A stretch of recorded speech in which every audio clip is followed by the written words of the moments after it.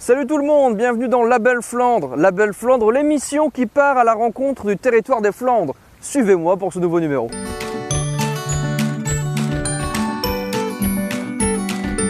Pour ce premier reportage et ce nouveau La Belle Flandre, on est ici dans le jardin public d'Hazebrouck. Vous voyez derrière moi un moulin, c'est le seul moulin qu'il y a à Hazebrouck. On vous emmène dans une autre ville de Flandre qui possède son moulin, c'est Watt.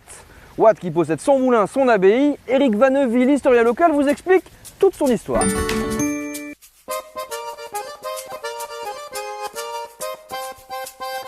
Et évidemment, il y a toujours eu des querelles entre l'abbaye de Saint-Omer et puis l'abbaye de Watt et même la petite ville de Watt. À ce point que même les gens de l'abbaye de Saint-Omer ont prétendu faire abattre les ponts que les gens de Watt avaient mis à cette hauteur-ci à peu près, parce qu'avec les ponts, les bateaux s'arrêtaient et les marchands étaient tentés de s'arrêter, d'aller au marché de Watt. Alors il y a eu querelle entre l'abbaye de Saint-Omer et finalement les gens de Watt ont obtenu gain de cause, ils n'ont pas dû abattre le pont, ils l'ont conservé et la ville de Watt s'est développée, abbaye et port compris.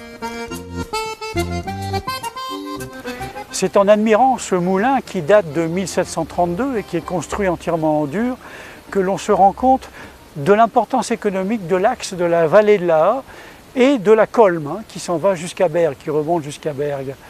Et dans cette vallée, dans cet ensemble, que ce soit dans le creux ou sur le haut de la montagne, là où la Flandre vient à la rencontre des collines d'Artois, eh bien, le moulin, c'était vraiment le maître mot de l'activité au Moyen-Âge.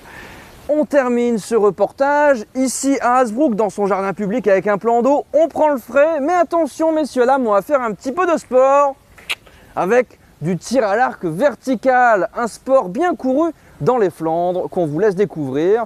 Moi je vous dis à très bientôt en Flandre et sur la Belle Flandre. Au revoir. Donc nous avons décidé il y a 2 ans, lors du congrès des archers, donc, de nous manifester pour justement organiser ces 30e rencontres fédérales ici à Hazebrouck. C'est une manifestation donc, qui regroupe les 3 secteurs, donc maritime, terrien et l'Artois, Pas-de-Calais. Chaque société d'archers du nord de la France, donc soit 80 sociétés, sélectionne dans leur club des sociétaires qui souhaiteraient participer à ces rencontres fédérales. Le samedi ont lieu les rencontres fédérales des jeunes, donc avec des archers qui vont de le plus jeune à environ 5 ans jusqu'à 18 ans. Et donc le lendemain, le dimanche, ont lieu les rencontres fédérales concernant tous les adultes, aussi bien hommes et femmes.